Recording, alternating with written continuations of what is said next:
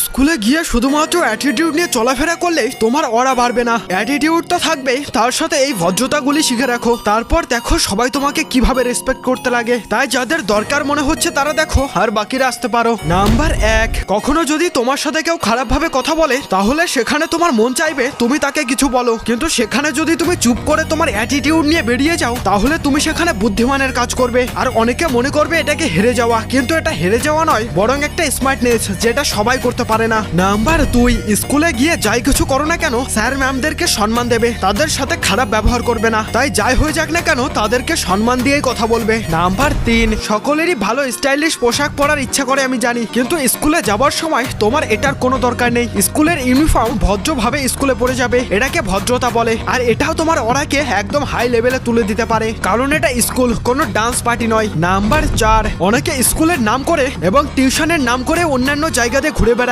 অন্তত এটা করো না, কারণ তোমার বাবা মা অনেক কষ্ট করে ইনকাম করে তোমাদেরকে পড়াচ্ছে, এটাকে একটু তোমাদেরকে বুঝতে হবে। আর হ্যাঁ, জানি এসব বলার আমার কোনো অধিকার নেই, তাও বললাম, মন চাইলে করো, না হলে ছাড়ো। আর যাদের মনে হচ্ছে এগুলি ঠিক কথা তারা কমেন্ট বক্সে ইয়েস টাইপ করে যেও।